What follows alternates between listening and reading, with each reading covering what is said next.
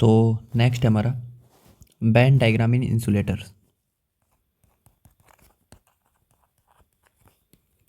Band diagram in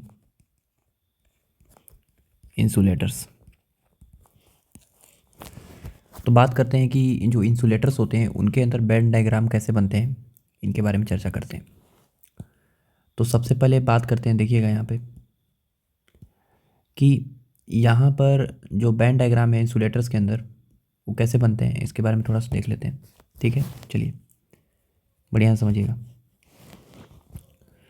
जैसे insulators होते हैं वो क्या होते हैं आपको पता हुआ।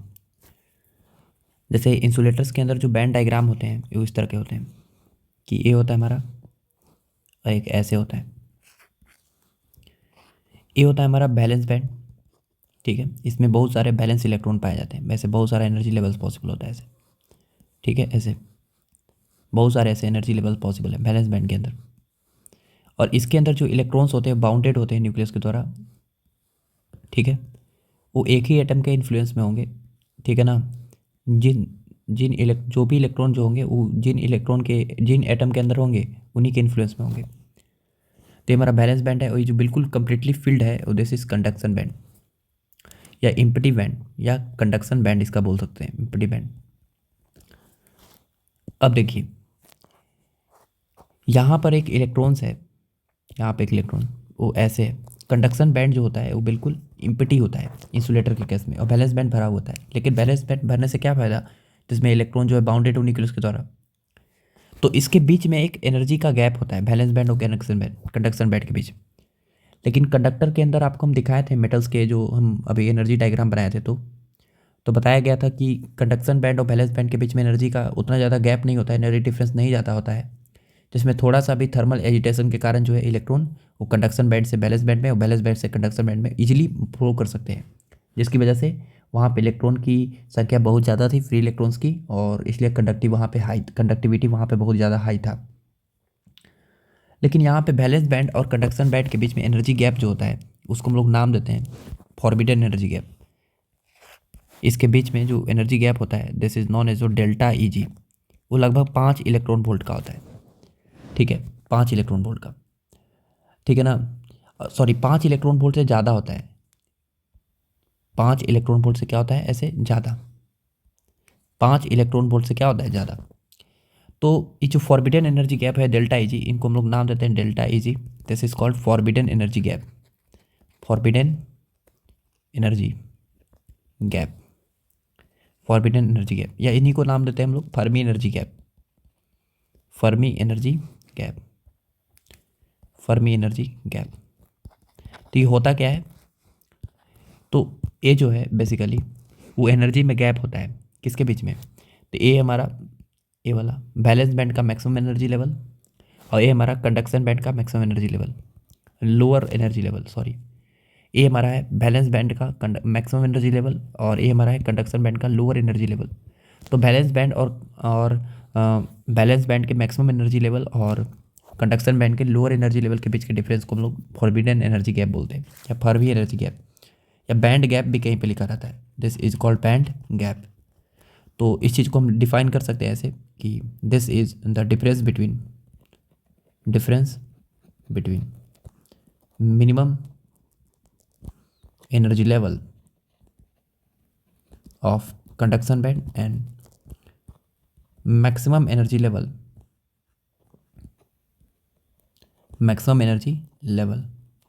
Of balance band. ठीक है ना, बैलेंस बैंड। या इस चीज़ को हम एक तरीके से और डिफाइन कर सकते हैं, देखिए कैसे, कि ये जो इलेक्ट्रॉन है उसको हम कम से कम कितना एनर्जी दें इलेक्ट्रॉन को। ये जो बैलेंस बैंड है this is your bounded electron, bounded electron, bounded electron. ये जो है हमारा क्या है, बाउंडेड इलेक्ट्रॉन है। क्या है हमारा ये बाउंडेड इलेक्ट्रॉन। ओहो, ये जो हमारा ऐसे ऐसे बाउंडेड इलेक्ट्रॉन है। ठीक है ना, यहाँ पे जो इलेक्ट्रॉन है वो क्या है हमारा ऐसे बाउंडेड है। तो हम यहाँ पे कम से कम कितना एनर्जी दें इस इलेक्ट्रॉन को, ताकि ये जो इलेक्ट्रॉन है वो जस्ट कहाँ चला जाए, कंडक्शन बैंड में चला जाए कम से कम। कम से कम कितना एनर्जी दे ताकि जो इलेक्ट्रॉन है वो कंडक्शन बैंड में चला जाए, यहाँ पे चला जाए, इलेक्ट्रॉन यहाँ से जंप करके यहाँ पे। तो जब इलेक्ट्रॉन ये बिल्कुल बाउंडेड है, ठीक है, ये बिल्कुल फ्री नहीं कर सकता है, तो ये इलेक्ट्रॉन अगर कंडक्शन बैंड में चला जाएगा तो फ्री हो जाएगा। तो हम कम से कम कितना एनर्जी दें, ठीक है ना, ताकि ये जो बाउंडेड इलेक्ट्रॉन है बैलेंस बैंड के वो क्या हो जाए, फ्री हो जाए, कंडक्टिंग हो जाए। उसको हम नाम देते हैं फॉरबिडन एनर्जी गैप। हमको इतना कम से कम देना पड़ेगा कि फॉरबिडन एनर्जी गैप के बराबर एनर्जी। तो इलेक्ट्रॉन जो है इतना, वो इलेक्ट्रॉन वो एब्जॉर्ब करेगा उस एनर्जी को और यहाँ से यहाँ जंप करके पहुँच जाएगा। तो कहीं पे ऐसा भी लिखा रहता है delta easy is it is the minimum energy required to convert the bounded electron into conducting electron। ठीक है, एक बाउंडेड इलेक्ट्रॉन को कंडक्टिंग इलेक्ट्रॉन अगर हमको बनाना है तो इस बाउंडेड इलेक्ट्रॉन को हमको कहाँ भेजना पड़ेगा, इसको उठा के यहाँ से यहाँ भेजना पड़ेगा। ठीक है, मतलब बैलेंस बैंड से कंडक्शन बैंड के अंदर, और जैसे ही कंडक्शन बैंड के अंदर जाएगा तो वो बिल्कुल फ्री हो जाएगा। तो उनको लोग नाम देते हैं फॉरबिडन एनर्जी गैप। अब देखिए इंसुलेटर के केस में जो फॉरबिडन एनर्जी गैप होता है, ठीक है ना, या नॉन मेटल के केस में, नॉन मेटल्स के केस में, ठीक है, एग्जाम्पल में इंसुलेटर में हमारा नॉन मेटल्स बढ़िया एग्जाम्पल हो गया। तो नॉन मेटल्स के केस में जो फॉरबिडन एनर्जी गैप होती है डेल्टा आई जी, वो 5 इलेक्ट्रॉन वोल्ट से भी ज़्यादा होती है। ये अच्छा खासा एनर्जी है। अब ये जो अच्छा खासा एनर्जी है वो थर्मल एजिटेशन भी जो है, थर्मल एजिटेशन से बहुत ही ज़्यादा है। थर्मल एजिटेशन जो होती है वो रूम टेम्परेचर पे जो एनर्जी होती है वो केटी के ऑर्डर में होती है, उससे भी बहुत ज़्यादा होता है। तो थर्मल एजिटेशन के कारण जो एनर्जी होती है वो केटी होती है। के को हम लोग नाम देते हैं बोल्ट्जमैन कांस्टेंट। ठीक है, तो ये जो थर्मल एजिटेशन होती है उसकी एनर्जी लगभग 3/2 केटी के ऑर्डर में होती है, और केटी के ऑर्डर में होती है। तो बोल सकते हैं कि जो थर्मल एजिटेशन जो है वो भी 5 इलेक्ट्रॉन वोल्ट से बहुत कम होता है। तो इसका मतलब है कि थर्मल एजिटेशन के कारण जो है इलेक्ट्रॉन यहाँ से यहाँ तक जंप नहीं कर पाएगा, ठीक है ना। तो कंडक्शन बैंड जो है बिल्कुल खाली रह जाएगा, एम्प्टी रह जाएगा, ठीक है ना।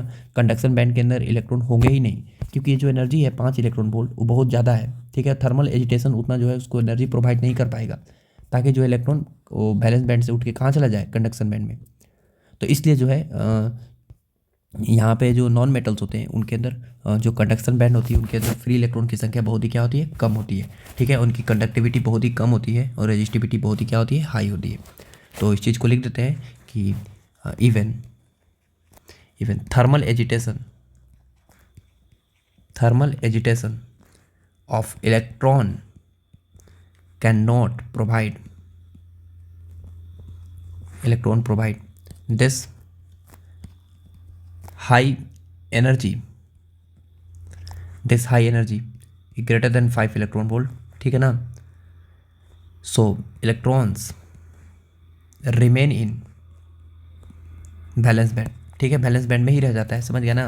And conduction band remains empty, और कंडक्शन बैंड जो है क्या हो जाता है, खाली रह जाता है, ठीक है।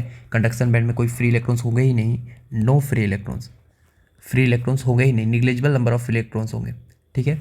नो फ्री इलेक्ट्रॉन्स होंगे नहीं, तो हम बोल सकते हैं कि जो कंडक्टिविटी होगी वो भी नहीं होगी, नो कंडक्टिविटी बहुत ही क्या होगी, कम होगी, ठीक है। रेजिस्टिविटी बहुत ही क्या होगी, रेजिस्टिविटी इज़ वेरी हाई,